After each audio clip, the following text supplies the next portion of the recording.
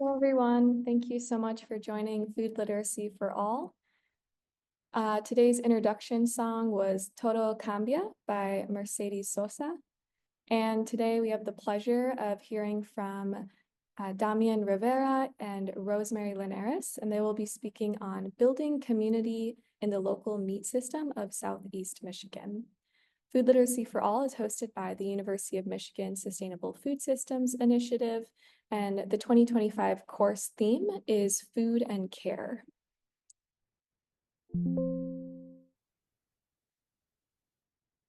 All right, so Food Literacy for All is co-led by Dr. Benedict Boisseron, a professor and the chair of Afro-American and African Studies at the University of Michigan, as well as Shiloh Maples, a community organizer, seed keeper, and storyteller. This course is supported by our community partners, which includes Oakland Avenue Urban Farm, the Detroit Food Policy Council, and the Detroit Black Community Food Sovereignty Network. Other team members that help make this course possible include Taylor Julene, our graduate student instructor, Sai Sharuvu, the Sustainable Food Systems Initiative Coordinator, Dr. Leslie Huey, the SFSI Advisory Committee member, as well as Chris Taylor as part of our technology, and Tiffany Harris, who is our grader. And Food Literacy for All is presented by the Sustainable Food Systems Initiative, with generous support from the Center for the Education of Women Plus, Francis and Sydney Lewis Visiting Leaders Fund, the School for Environment and Sustainability, or SEAS, and the Program in the Environment. There are different ways you can engage with Food Literacy for All. We are on X and Instagram. We will also have poll questions in this talk. So if you are a student, you can answer the questions through iClicker, and if you are a community member, you'll be answering the poll questions through Zoom. All of our classes are filmed, and then they are made available on the Sustainable Food Systems Initiative website. And next we have a student response. This response is from Sachi, who is a master's student in the School for Environment and Sustainability. This is a video on the readings that our presenters shared with us beforehand. This week's readings led me to reflect on my own experiences with fresh meat and knowing where it came from. But first, next to this, key themes that stood out to me included the importance of learning how to manage all parts of a carcass, whether it's the offal, spine, or another cut of meat, which barriers exist in promoting the creation of more USDA-certified facilities among local communities, and finally, the growth and abundance mindset. Here's me from when I was 3, living in India. Back then, my favorite food was mutton, and every Sunday I would drag my grandfather to one of the many local markets to pick a goat, which would consequently be slaughtered for us. And while this may sound horrific to some, eating something we had selected gave us a closer connection to our food, and the communal preparation only added to this by ensuring that we saw and understood every step of the way. Because of this, I'm a firm advocate of understanding where the food on your plate comes from, something which can be achieved through closer and more accessible slaughterhouses, as the reading and video also conveyed. All right. Thank you so much, Sachi, for your video. It was wonderful. We had a runner-up as well, Abigail M., who runs a small vegan restaurant, and she had a really cool take on solidarity between their operation and Rosemary and Damian's operation. So great videos this week. We are going to move into our iClicker questions. So again, these are for the students in the class. If you're a community member joining us today, we ask that you partake in the poll questions through the Zoom features. So, question 1. Thinking back over your meals this past week, what type of meat did you most frequently eat? Looks like we've got as many vegetarians as beef eaters in the community last week. Let's see what's going on with students. 50% of our students had chicken last week, 23% had beef. I know y'all can only choose one, so perhaps this is what you most frequently ate. Someone in the chat said turkey. 10% of our students did not eat any meat last week. All right, we'll give this about 5 more seconds here. Looks like chicken is by far the most consumed meat last week for everybody in attendance, with beef in second place. All right, one more question in the beginning just to see where we're all at. Question number 2. Where do you primarily buy meat that you prepare and eat at home? Is it A, a large grocery store chain, B, a local grocery store, C, farmer's market, D, directly from a farmer, or E, you do not buy meat? I'm curious to see if there's a difference between student answers and community answers. So right now, most everyone, about 67% of students in the class and 64% of community members buy their meat at large grocery store chains. It's like second place in both polls is the local grocery store. Only 3% of our students buy directly from the farmer's market, and only 2% buy directly from a farmer. And 11% of our students are vegetarians. It's pretty solid. All right. That's that. Thanks so much, everybody. Really excited to get into Rosemary and Damian's talk. Before we do that, I will just introduce them to you all. All right.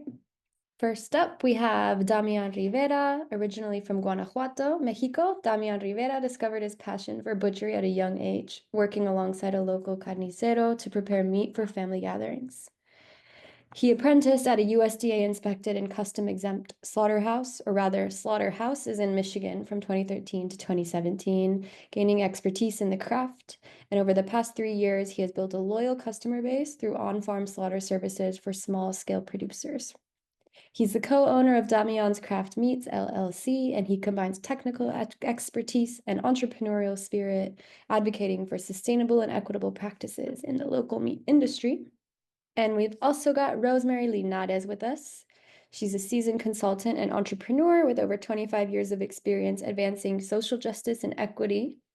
Rosemary founded Cross Movement Social Justice Consulting, L3C, in 2010 to drive transformational change through capacity and cross-movement alliance building.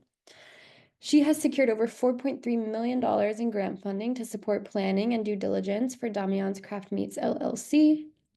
And Rosemary has worked with grassroots groups, nonprofits, foundations, universities, and philanthropic communities to strengthen organizational capacity and promote anti-racist, intersectional social equity. We're so excited to have you both here today. With that, I will pass the mic on to you both. Thank you so much, Taylor. And thank you again, Sachi, for the wonderful video that just brought to life connection with our food and food as an opportunity to connect with family and community. And that will be the focus of what we want to talk to you about, which is our trajectory to launching a new meat processing facility in Southeast Michigan. It's been a while, 10 years, and the community that we're building as a result of that process. So I'm imagining Damian wants to turn his camera on so you can see his face in real time as he shares a bit more about who he is for this slide. And as he's joining us, I'll just maybe I'll go first and then he'll share once his camera's on. Oh, look, no, there he is. All right. Okay. Why don't you go ahead and just tell us a bit more about who you are outside of the wonderful biography we've already heard. You're also muted, so you want to unmute. Perfect. My name is Damian Rivera, and I am a co-founder of Damian Craft Meats. And I've been in the industry, and I work in manufacturing for 17 years. And growing up at the farm, we have to do all the work, the process our own animal, our own food.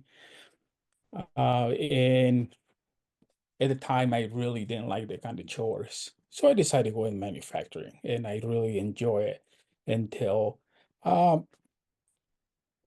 oldest son was born. And what the spark everything was I processed goat that a friend gave to me, and I share it with my neighbors. So, and I have the knowledge of where the goat came from, um and how I was raised, and I share this with my neighbors, and they talk about the goat meat for a long time, and that it was one of the biggest inspiration to go full time to be able to learn USDA meat handling and all the regulations that are needed for this. Thank you for expounding a bit. And all this talk of goat, y'all are making me hungry. I should have planned better regarding the conversation around meat and what we're eating, because it is like dinner time. And that's what this is about, right? So I come to this work very honestly in that my great grandfather started a USDA inspected meat processing facility long before I was born, clearly. And so it's in my DNA. And so I'm joining Damian in this journey because of the ancestry connection and also just my love for food and community and connection to the food that we're eating. And the other piece I would highlight from my experience is that my career and really academic trajectories were focused on the nonprofit sector. And so having the experience related to grant writing and social enterprises, what are charitable purposes? How are we advancing important missions beyond just profit, but thinking about how are we benefiting people? How are we thinking of animal and humane welfare? How are we considering the environment's impact? We're also bringing those values to this work. And that really drives us as we are on this process for the last 10 years. And so the poll that we started out with is so helpful because it gets us a sense of where do we all fall in this meat value chain. When we think of the meat value chain, it starts with really the feed that the animals eat, the farmers who raise the animals as livestock. And then right here in the processing, you have to go through this process before you can get to the component of distributing and aggregating. How are folks accessing the meat as consumers? Are they buying it in grocery stores? Are we going to farmers markets? Are we getting it directly from farmers? And then who are some other stakeholders as we think about policymakers who are developing policy around the environment, around animal welfare, around farmers, around economic development, et cetera.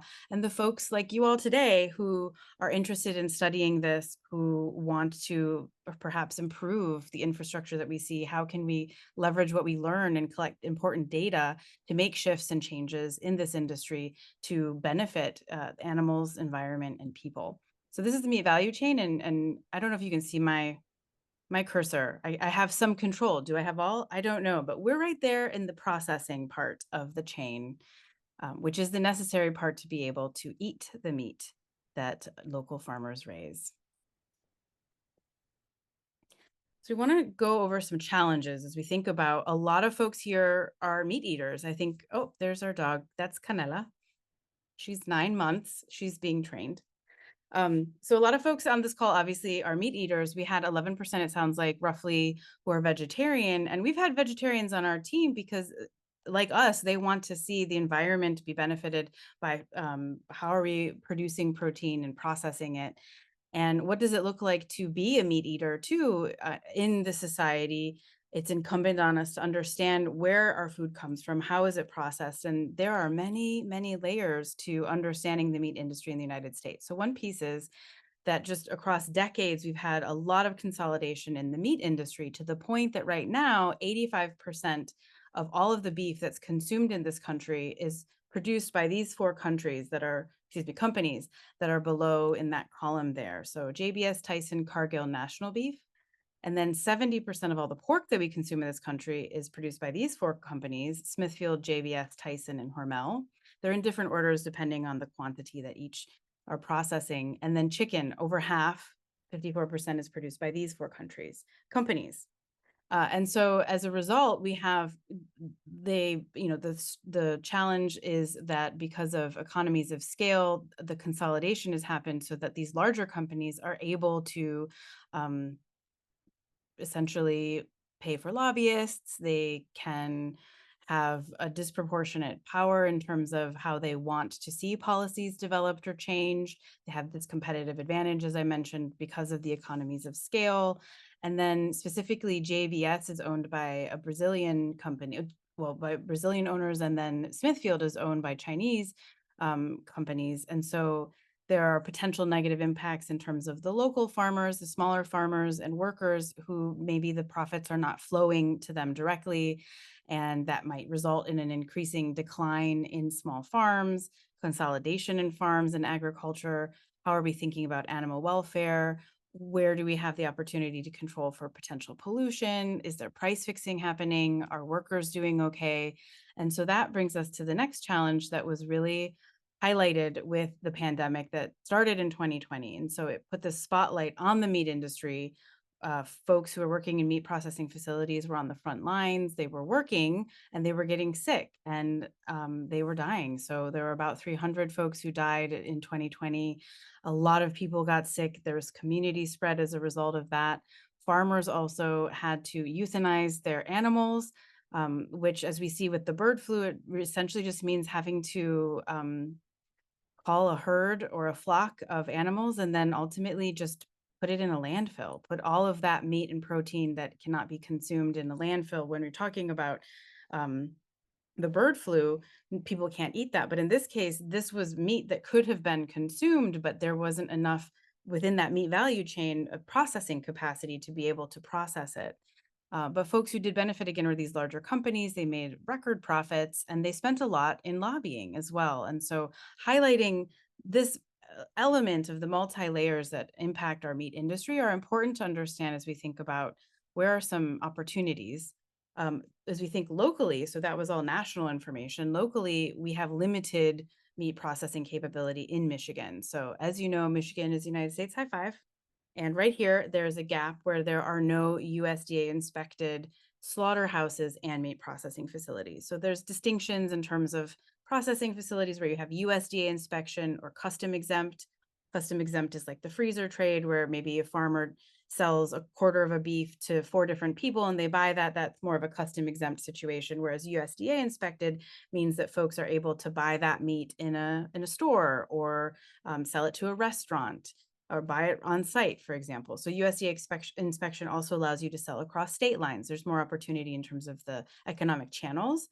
And there's also the slaughtering. So there's many more meat processing facilities that do value added, such as making bacon or sausage or hamburger patties, but they aren't doing the slaughtering. So this map shows the places that are doing slaughtering, and there's limited slots. So at the pandemic, folks were not able to get slaughtering slots, which also contributed to some people having challenges with being able to process their animals. And that's still the case where people are making slaughter appointments for animals that haven't even been born yet. And that's hard because there's a bit of an art and science to determining when an animal is ready to be processed. And you just don't know what you don't know. And so it's hard to make those slaughtering appointments so far in advance. Folks are also driving far to have their animals processed. The local farmers here in the Ann Arbor area, Washtenaw County, have to drive at least 70 miles in one direction for their animals to be processed. And often they're then driving further north towards the Grand Rapids area for further processing to have their animals packaged, or if they're going to have bacon or sausage made. So that results in an increased expense in terms of time as well as money for those smaller farmers. And there's just a varying level of quality. Some folks want to have a particular kind of packaging, and so they may have to drive further for that. And that is a challenge for our local farmers.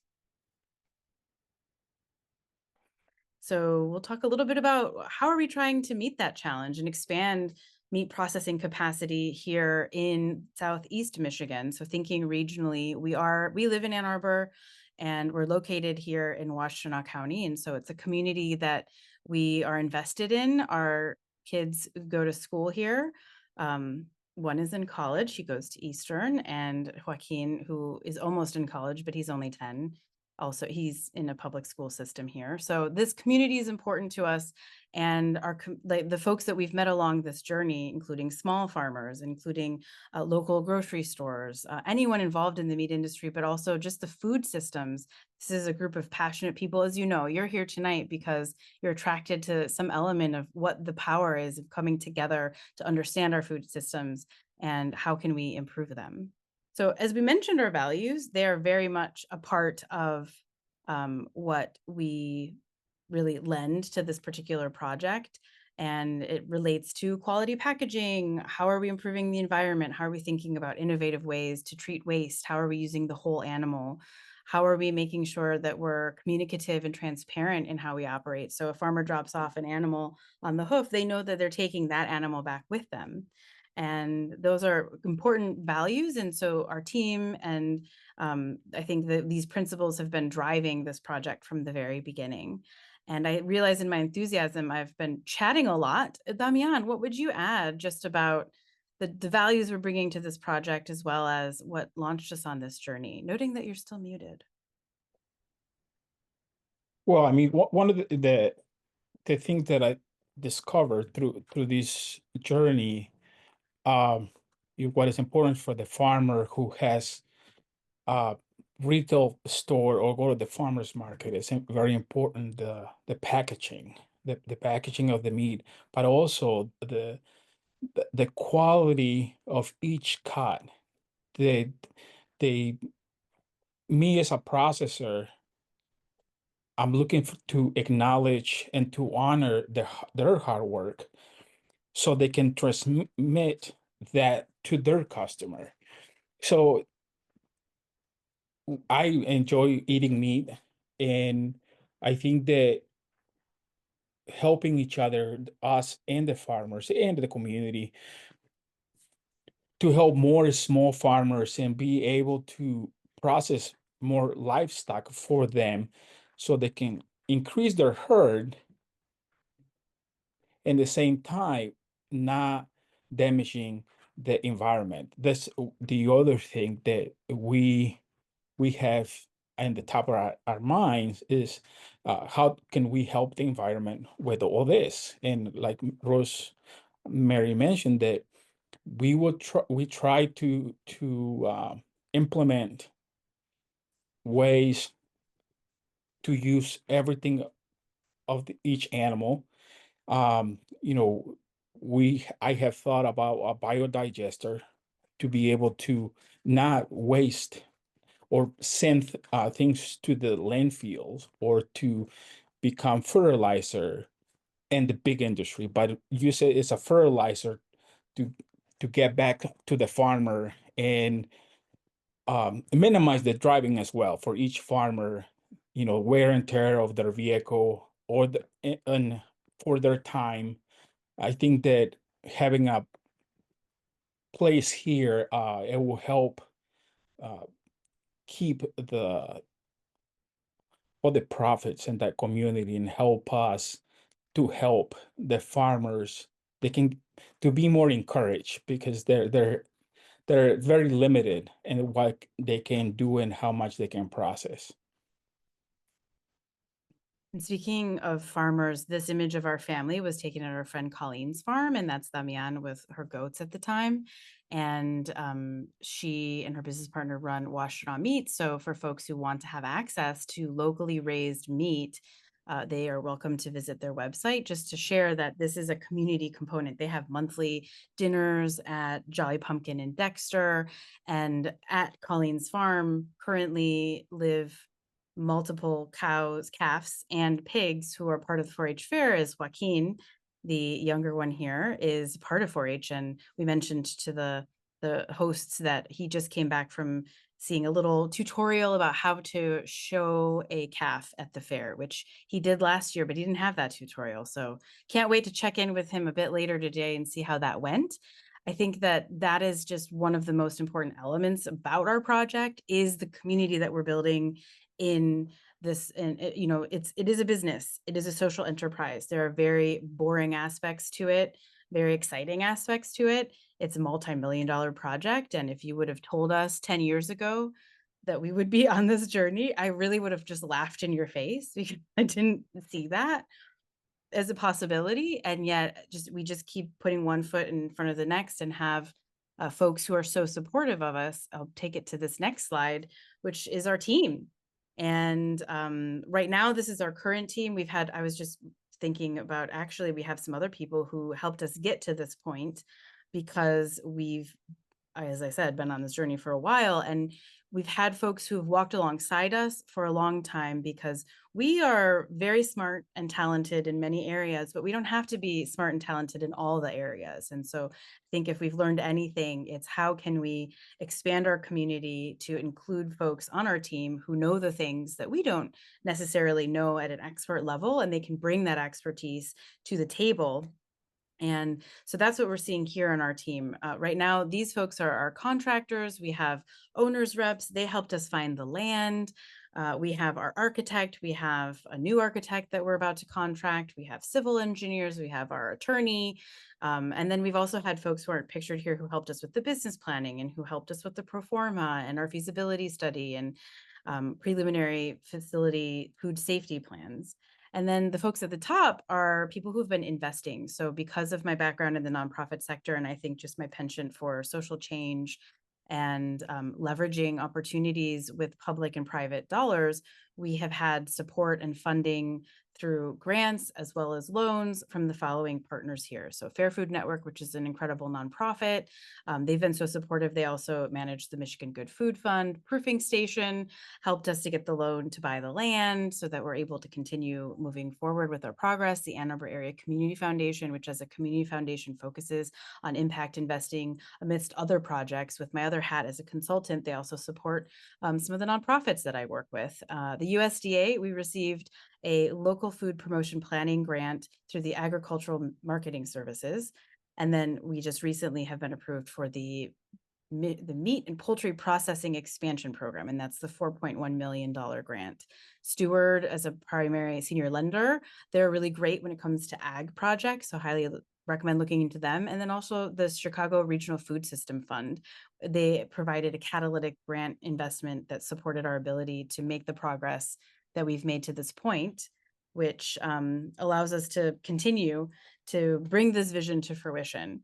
And ultimately, when we think about from the business end, what's the business model? What are our business channels? How will we be earning revenue to be able to sustain our business? And that will be by providing services to local producers. So the local farmers who need to have their livestock processed, we will provide those services, including the value-added components. And as Damian referenced, the high quality packaging. We also will have a boutique butcher shop on site. So once we're up and running, please come and visit us. But we'll focus on distributing as well wholesale and e-commerce eventually in the future, and then focusing on how can we sell to the local consumers, if that's because we've sold our product to a restaurant or to a grocery store, how can folks access the meat that we're helping to produce? And I would say too that Damian has been doing his own R&D, research and development on tasty recipes. So those will be perfected by the time that we open, and it'll be unique flavor profiles that you won't find in other stores nearby. It just adds to the vibrancy of our local food opportunities and products available. And this is the preliminary facility design. So this came about from that original grant through the USDA to plan in partnership with Progressive AE, which is based in Grand Rapids. And we were very intentional about how do we create the flow that we want to see in our facility based on what Damian learned, pain points, as well as proactive thinking through about lean opportunities. So we're efficient as we have a flow, we're not making multiple trips in the same direction. How are we thinking about the welfare opportunities for employees so that they have space to go during their breaks? They can be inside, they can be outside. They have restrooms that are gender expansive. We have refrigeration areas that are required based on, is it a freezer? Is it a cooler? Is it a blast chiller? All of the things. How are we smoking the meats? Where's our smoker going to be located? So this particular image came about from hours of contributing thought and bringing in expert advice, recommendations on how we should change things, how we should modify things. And again, this is the facility designed to be able to support those three channels, to support the local farmers, do our own distribution with a private label, and the value added pieces so that we can, I would say that we note that we presented this where we bought the land and have final site plan approval as well. So it's been quite a process of learning and milestones and If I've learned anything, it's called hurry up and wait. That's a fun one. It's very real when you're doing development, because now we're at this point where in the future, what are we doing? We've got land as of the 21st of February. We purchased the land and we are landowners currently. So again, thank you, Proofing Station. And so we've got to line up that capital. So finalize the total project cost amount so that we're able to continue with the construction documents and moving the land and all of these components that are involved. And our goal is really to start breaking ground the fall of this year. And so we're on track to meet that goal, which is just fascinating to say out loud and mean it. Because it's just been such a journey to, like, 10 years ago, our 10-year-old obviously was not born. I mean, let me just while we're here, right? We're here. I have control over the presentation. I'm just going to show you this whole child all the way to the right. He didn't even exist in this form when we had this vision. And now he's almost as tall as me and 10, tween years, double digits. So I would just say that it's important to be persistent when you have a vision and you know that it's worth bringing to fruition. It's not always easy. There are challenges and barriers in the way, but it's through community, through family, through connection and relationship that we were able to see it through. But it also, I think, is a testament to the power of impact investing, because if it were not for the grant funds, we would not have been able to get to this point. So that's what I have to share just in a presentation beyond Q&A. What else would you add, Damian, about this experience that we've had? Well, I want to talk about the design of the facility. The design of the facility, the way we were thinking, the way I was there going to be whole for a bit. That design was from Dr. Temple Grandin. She is one of the best in the country for animal welfare. So this is not her design, but we took her design and make it customize it to our needs, and everything else is based on what the animal will be needing to reduce the stress of the animal. And then after that, moving up from the bottom to the top on the right hand side, there is the welfare of the humans. So how the humans can interact with the animal in a safe manner. So all this came from that perspective, from the animal welfare. There is and will be my top priority. The animal welfare, how is going to be honored from the beginning all the way to the surrender moment, and all the way when it gets to people's table. I just want to point that this is my greatest vision based on the animals. What it will help, I will help them to not be so stressed and provide a higher quality and flavor for the customers. Thanks Thank for you. highlighting that, because that is paramount to the whole project. And I don't know if now is a good time to get into the poll question, Taylor. Yes, we can do that. Just one moment. Navigating a small laptop screen with many tools and apps open. Okay. Let's move into our third poll question now. So based on what you've heard, and I'm really keen to hear from folks in the Q&A as well, but based on what you've heard so far from Rosemary and Damian, what is the main action that you or your organization would like to commit to in order to support the local food system? And I know many of us would like to choose multiple things from this list, but choose one.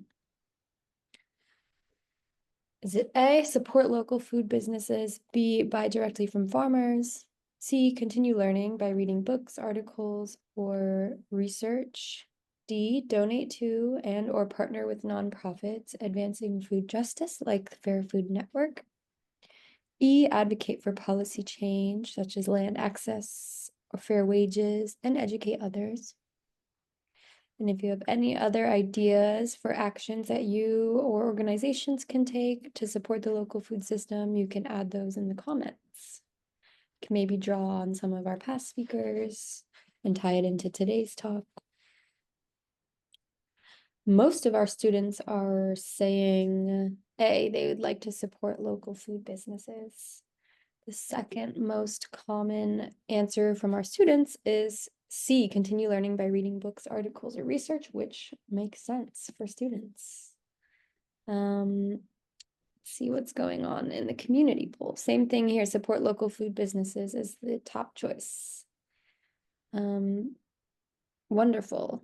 I feel really lucky to be in Washtenaw County where we have such a strong and growing local food community. So yeah. Well, thank you.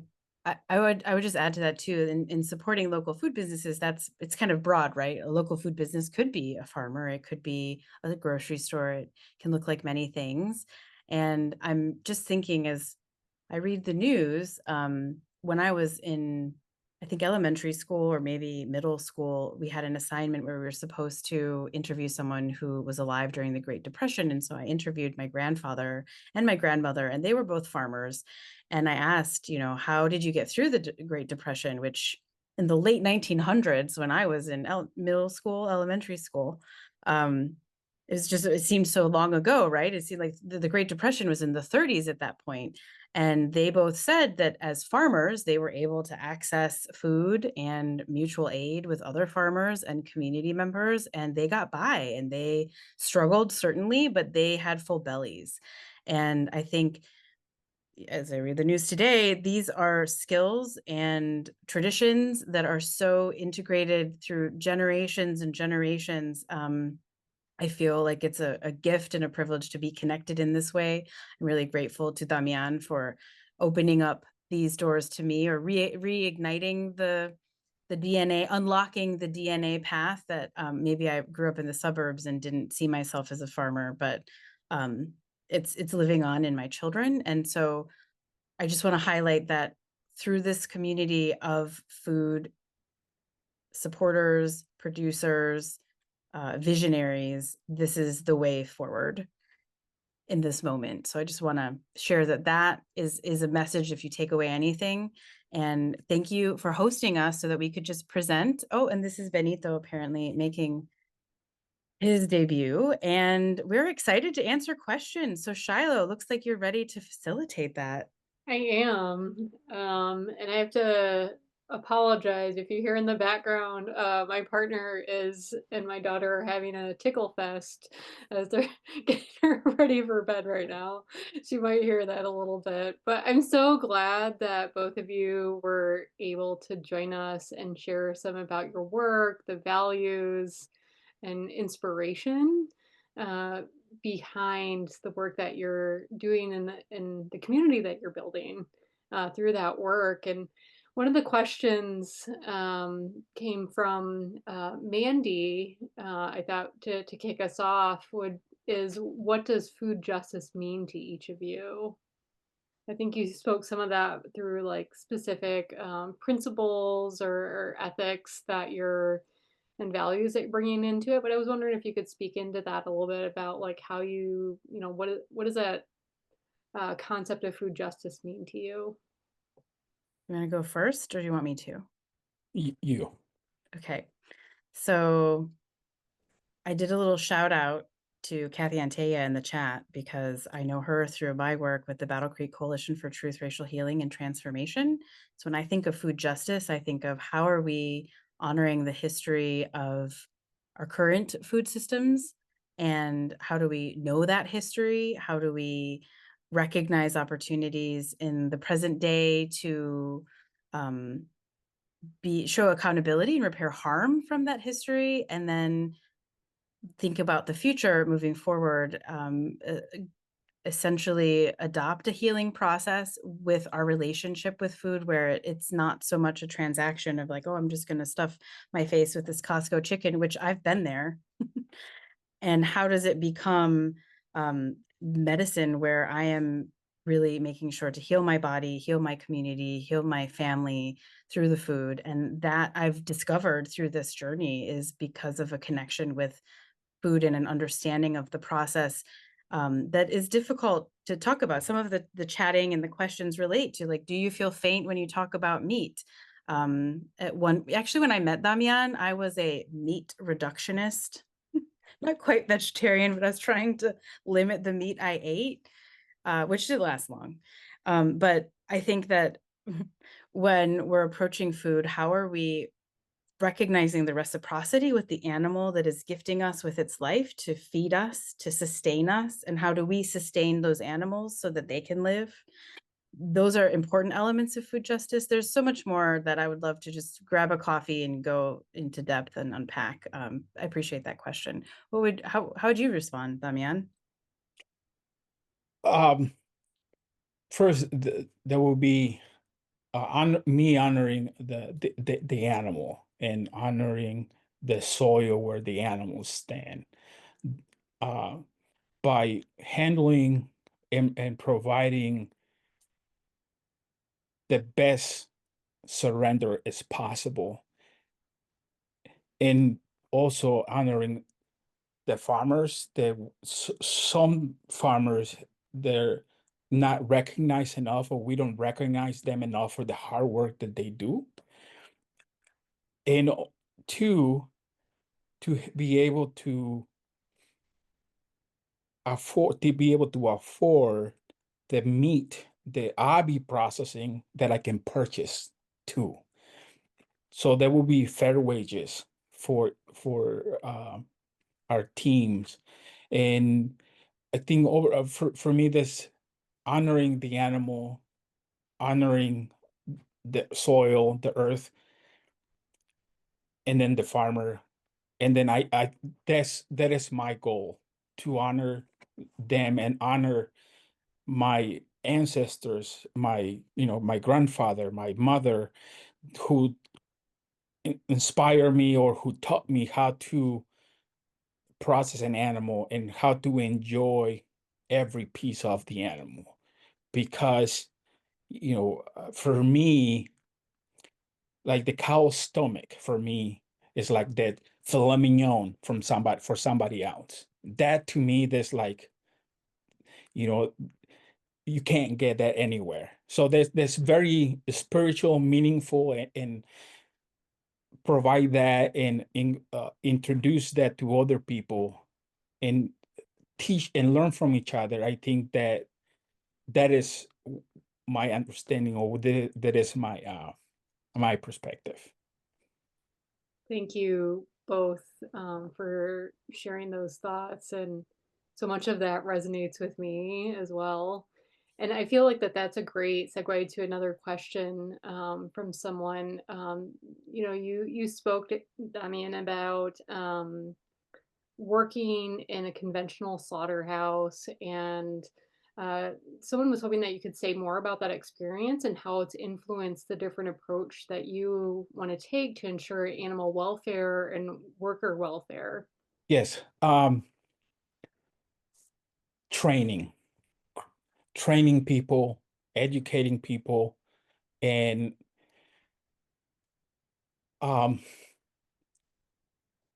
just realize that the animals also feel, just vocalize in a different way that we humans do. And my experience,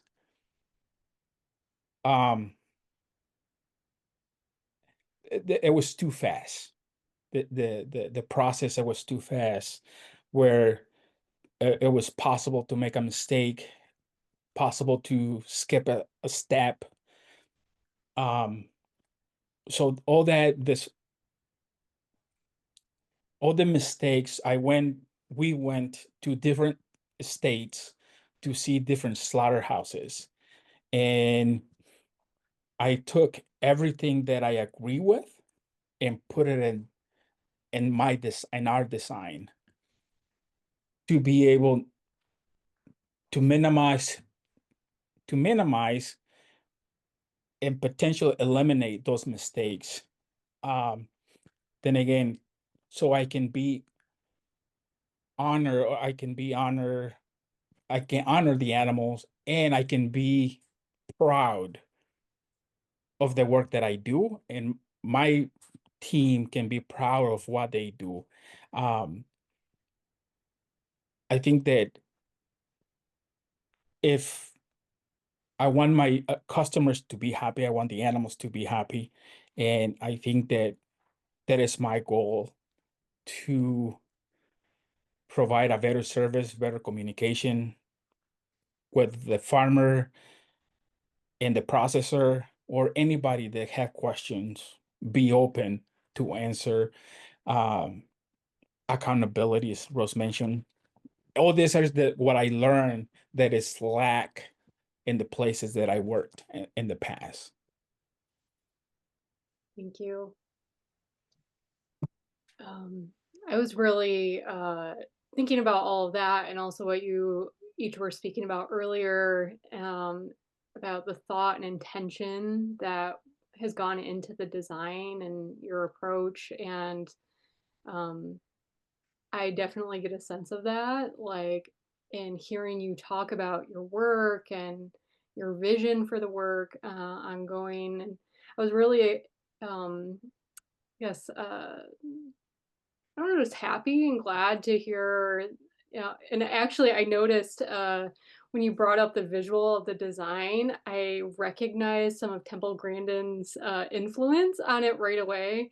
And part of that was I recently watched the biopic about Temple Grandin and went into a deep dive to like learn more afterwards. And so I recognized some of those elements, like visually, like seeing that, and I'm just um, yeah, I'm just really like grateful as a community member, as we're not raising any animals yet um, uh, at our farmstead, but it's definitely something we've thought about and have been keeping an eye on the work you all are doing, because it would be a very important piece to us being able to do that, um, you know, in our own home. So another question, just talking about processing and like care for animal welfare and also for human communities. Someone was wondering if there's been any thought to processing halal meat, since there's a large Muslim community in Southeast Michigan. Thanks for that question. I would just quickly say that we want to have organic certification, also kosher and halal. So that will be that is part of our business plan. I interrupted you, Damian. What were you going to say? Yeah, I was gonna say that, and that also has to be uh, a lot of research and make sure we honor that. But that's ultimately that's our goal in our business plan, to be able to provide um, service to other communities. I mean, like me, I eat, stomach, all the organs of them. I eat that currently, and I would like to provide that to more people, or invite them to learn how to eat it, how to prepare it, and because this amazing. Great. Thank you so much for that. See here. You mentioned a retail or distribution space on site, and that you've more recently secured land. Can we get a hint at what general part of the county or region that the facility might be located? Sure. So it'll be on the west side of Washtenaw County in Manchester, where we received final site plan approval. So it's big deal. We're like low key, like, yeah, nonchalant, but it's kind of a big deal. Great. It is exciting. Someone asked kind of a related question about what inspires you about the community of Washtenaw County, and how does that motivate this work? I just want to say, so I grew up in Washtenaw County, actually in Saline. And though I left for 10 years, to find myself back here was ironic, but this is also where my mom lives. She's one door down from us. So the kids have 2 refrigerators to access, which is great, among other things. And I think that, I mean, we met here and dancing salsa actually at the Heidelberg, shout out to the Heidelberg back in the day. And as the song says, todo comenzó bailando, right? Like everything just happens dancing. You just don't know what's going to happen in the future when you start dancing to the beat. The rhythm is going to get you. And I just think that like I'm from here and I want to give back to my community and have lived in other places and didn't feel like it was my role to stay there and make change there in the way that I knew that I could make change here and that I'm rooted here, especially on my mom's side of the family. My ancestors were white settler colonizers and that side are buried in Calhoun County. And so being in this general area, but knowing that there wasn't a meat processing facility here, this was an opportunity. And also to lift up Manchester City has been so supportive to us. They really welcomed us in ways that other places did not, for a variety of reasons. And so the mayor, I mean, we've broken bread with them, right? Damian would smoke meats and then we'd have meetings and then we'd eat meats. So I don't know, they've been so supportive and helpful in many ways, and they've brought other partners to the table. And I think it's because other people have tried to court us outside of Washtenaw County, but this is where there's a vibrant, meaningful, slow food, local food movement. And it's just where we are. Our kids, as I said, have gone to school, have graduated, are staying here. And so we want to continue to contribute to this community. What would you add, Damian? Yeah, I mean, we live here. Our kids' life has been here, and also the amazing community that is behind us. You know, the local farmer, the I can, I don't want to get maple syrup from the store because I'm waiting for Malika and Matthew do their maple. So, that um the connections that, if I need help, I can text someone and they help me and vice versa. I think that the community, the welcoming and the safety where, for my kids, especially, um, in terms like my youngest one, Joaquin, he's in 4-H, so he's in this community, and um, he's seeing him happy, my son, my kids, both, um, that makes me want to stay here more and invest in my community, and stay here. And I guess kind of on the flip side of that, I don't want to go too into like the negative or downer side of trying to do some of this type of work, but did you face any like not in my backyard type, as you were trying to find a site for the slaughterhouse? Yes. This is What we learned is, I mean, if you don't have a background in development, which we do not, or did not, we're gaining one, and it's helpful to have someone walk alongside you. So we had one consultant, and then we are now working with 2 owners reps, and we knew them through mutual friends. And so that was really helpful to navigate those challenges and to build deeper connections like with Manchester. We hadn't really considered Manchester in the last couple of years. And they were like, what about this place? And then it really just turned out to work wonders. So I think that is a component where there's a lot of stigma around a meat processing facility, yet people do want to eat hamburgers. And so we had to do some education. Shout out to Jay Gerhardt too, who at the time was in the role of MSU Extension and like went to different townships and was talking about this isn't going to be maybe like this certainly is not Upton Sinclair, the jungle of 1906. Okay, like let's think about smaller scale humane treatment, like what we're really visioning, and that education I think was helpful for everyone, including us. How do we communicate the plan as well as have it? kind of related to that. What's been the, I guess, best or most useful piece of advice or feedback that you've received through this process? I just want to say first, so we were like bright-eyed and bushy-tailed, and we met with Paul Saginaw of Zingerman's 10 years ago, and he's like, well, things that really are meant to happen, they take a long time to come to be. And I remember thinking 10 years ago, like, I don't want to wait 10 years. didn't he say 10 years? Like he gave a long amount Right. of time. And I was like, I don't have that long, but clearly he was right. And I think the intentionality of getting to this place, it took that long because there were a lot of steps. And I think we've both earned MBAs at this point. Also, we didn't come with those. Maybe if you like are around it all the time, we're certainly trying to build that acumen in our kids. And I also just want to shout out in the chat, there's a question about the grants and loans and how we funded things. We funded things by ourselves initially until I was able to get that first grant through the Michigan Good Food Fund. It was a catalytic investment award that we matched with the local food promotion planning grant from the USDA to have really robust plans. And then we could leverage that. So it was one step at a time. I think that's what I would share. What would you say is something that stuck with you, advice you received, Damian? Well, I mean, if I receive an advice was more, don't do it, from people is, but uh,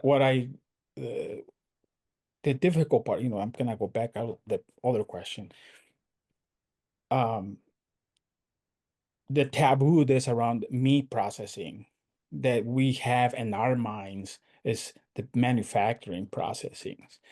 And a lot of some of the people that I came across, they don't realize that MSU, or the Michigan State, has a meat lab right in the center of campus. The slaughter and process. And if you don't know what that is, you will never know there was a slaughterhouse. That, and advices, people said, if I want to do this, I need to be patient, and this don't rush things. Advice, don't go cheap. Do what you think is right for the animals. And these are old timers butchers. That at the time, it was annoying, but now I was like, they were right. So, those advice they give me, 10 years ago, my grandparents 30 years ago, and how to even then is like focusing on the animal, you know, and the advice and the knowledge that my grandparents uh, taught me, that's what it keeps me moving forward. And that's the biggest advice that they give me. Well, thank you both for sharing those, I guess, reflections and I don't know, insights, that you've received along the way that hopefully folks can apply in their own work too. Um, I know that's been true for me in my own food systems work, that some of the stuff that I'm really here to do, it's that long haul, very slow, takes a lot of persistence, and focus, and a lot of other things as well. But it's, but those are coming back to that and staying grounded in that, like, mission and vision really helps to uh, nourish ourselves as we continue working towards bringing that vision to fruition. So you kind of briefly touched on, the taboo or perhaps discomfort that some may have related to meat processing, talking about that. Um, could either of you say a little bit more about how you create educational opportunities or discuss with eaters that might either have ethical concerns or some discomfort around talking about meat processing? Like, I guess, what are some tips or strategies that you take to address or navigate that? You go first. For a meat eater, I mean, it's a living thing. It will be start a living thing that requires to be not living. I think that, you know,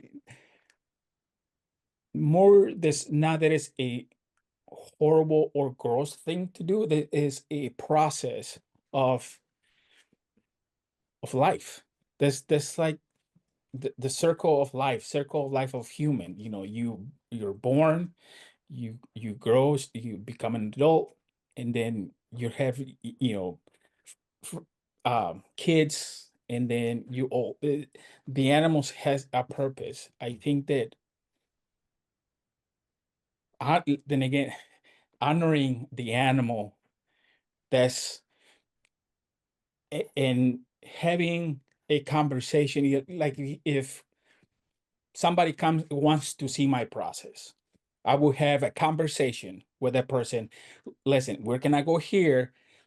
Step one, this is gonna happen. Step two, you're gonna see this thing, and this is why. And then step three, and I go step by step, because throughout this journey, I have farmer kids. They want to see the process, so I learn to tell the kid step one and step two. And step two, I'm not focusing on you, I'm focusing on the animal. So if you don't feel that I'm seeing you, I'm not seeing you, because the animal and then step two is my priority. And once they feel that they're ready, then I start the process myself. But then after step two, I can stop and check in and say, hey, how are you feeling? How are you doing?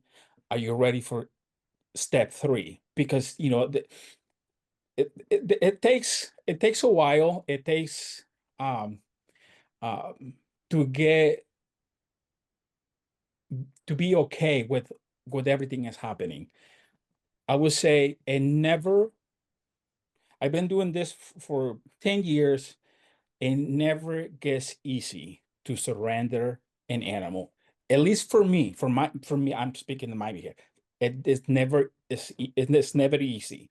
I'm taking a life to provide for to another life. So learn, do not watch YouTube videos. That is the worst. I have seen it. No. There's a way to do it properly. And one day I'll be more than happy to show someone or help someone through the process. I just would quickly add that food is inherently political, and meat especially. And I'm just going to drop in the chat a link to a book by Nicolette Hahn Nyman. We heard her speak when she came to Zingerman's, and she wrote this book called Defending Beef: The Ecological and Nutritional Case for Meat. I think expanding your mind, if you're not ready to yet expand your stomach, but also honoring that people do not eat meat, and we respect that. And I think, again, it goes back to the values. Where do we have common goals related to the environment, related to animal and human welfare? And again, rooted in this reciprocity to what Damian shared. So that's a book I would recommend. Thank you for that. I look forward to taking a peek. So we had a question from Stephanie that says, I know this has been a long road, and I want to say congratulations. Also, I would love to hear you talk a bit about how supporting local meat producers can have a positive impact on sustainability. Many people assume that all meat production has the same negative environmental impact when that's not the case. In other words, how does your project give more support to pasture-based farmers locally? Thank you for that question. Again, I would super recommend this book because they talk about pasture raising, and to your point that not all beef is the same. The animal that is a heritage breed raised on a small family farm that has a herd of maybe 10 beef, it's going to taste different. It's having a different footprint, literally and figuratively, in the environment than maybe an animal that was auctioned at the local auction house, but that came in from Nebraska on a truck. And that's going to have further processing. And so when we think about transportation, when we think about how can we keep the animal as close to where it grew up for the processing, the the mitigation on the environment that has, the animal husbandry practices, the amount of land that's used to feed animals if they're pasture raised, to this point of this question, or if they're grain fed, and that's not to say that feeding grain is bad either, but thinking about what are the impacts on the environment, and for the farmers too, if they have land, being able to pasture raise their animals is a huge gift and privilege, because that land is a huge commodity right now, and there's a lot of layers with that.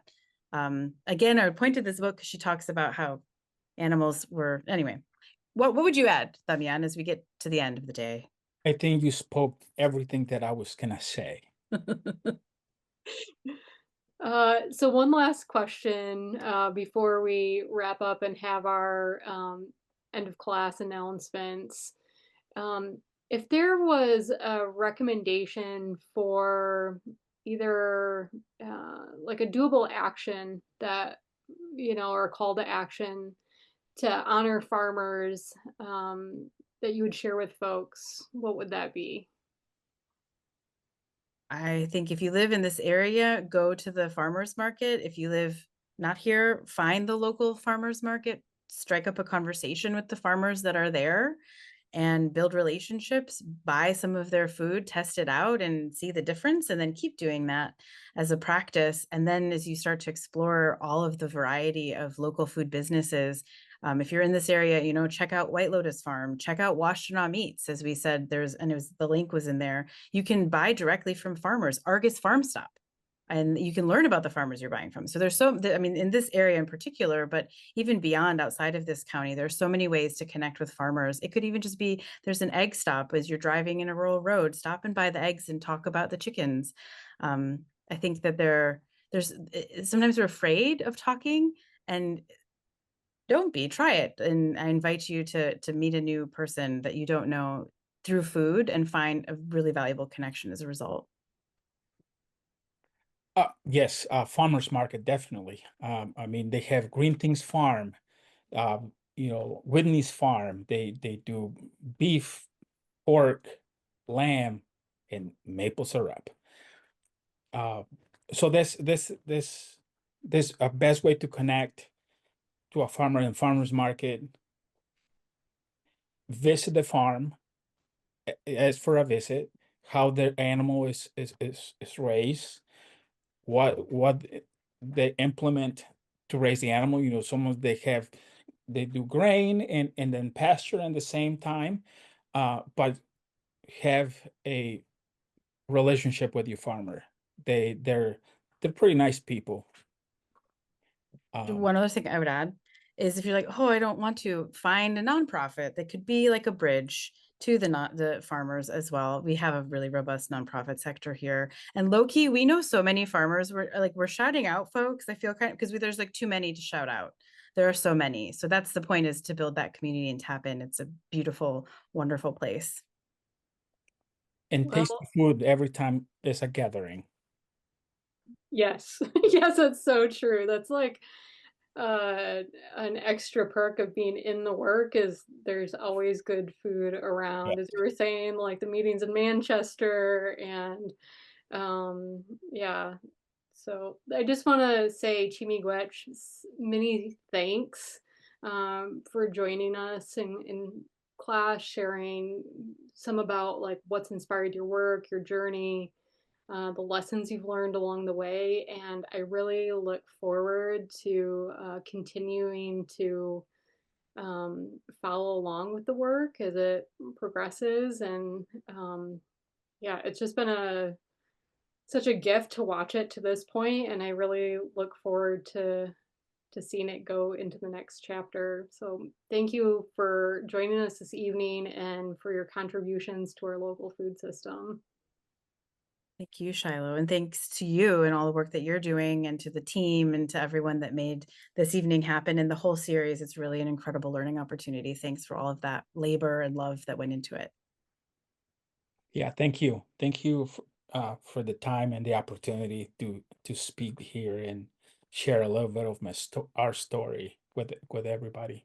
Thank you. And at this time, I'll go ahead and turn it back over to the team for our final announcements. All right, y'all. First up, next week, same time, we have our Fast Food for Thought session. So this is a 5-minute lightning talk event with 10 University of Michigan faculty, staff, and students. Again, this is next week, Tuesday, April 15th, 6:30 p.m. to 8 p.m. in the Dana Building, room 1040, so first floor. Participants will give 5-minute talks about the work they're doing, and all of it is related in some way to food, but across disciplines entirely. It'll be super cool. And for any of you students who are not super thrilled about your grade, this is an opportunity to get some extra credit. So there's an extra credit opportunity for folks who join in person, and you can only access that extra credit if you're there with us in person. We also will have some appetizers and some food to share, and this is just a great way not only to connect with more food goings on campus, but also with each other. All right, we quickly have some of the talks here, at least the names of the talks. Stuck in Your Teeth, The Ancient History of Diet. We have Sewing News Stories, Empowering the Future of Seed Sharing with the University of Michigan Seed Library. The Princess and the Peanut, The Cash Crop Beneath the Mattress of Colonial Modernity. A las Ventanitas Valientes Correr, Food, Identity, and Politics in Cuban America. We've got Smallholder Farmers Need More Agroecology, Not Inaccessible Technologies. Fast Physical Activity for Thought. Harvesting Inequity, The Role of Work for Women in Agriculture. And Envisioning Alternative Campus Food Systems for Students by Students. You'll notice there are 9 of them there. We're working on our 10th. We just had a last-minute cancellation, but hopefully we'll be able to fill that in. Dr. Leslie, who we just said in the chat, next week's in-person event and reception is open to everyone. So please join us. Come meet other folks who are interested in food systems. Come enjoy some snacks and learn more about what's going on here on campus. We also have the 3rd event of this Seeding Dialogue series. This is Seeds to Liberation, Natural Dyes and Intentional Staining, happening at the Clark Commons Gallery Space on Friday, April 18th, 1 to 3 p.m. I'm actually gonna scan this QR code alongside you because that sounds pretty cool. And this is put on through the University of Michigan Arts Initiative, University of Michigan Sustainability, and the University of Michigan Library. And that is it for today. Thank you so much, everybody, for joining us. Thank you, Damian and Rosemary, not only for your service to the community, but also for joining us tonight for such an inspiring talk. We will see everybody next week on Tuesday. Come join us in person. Looking forward to that. Thanks, everyone.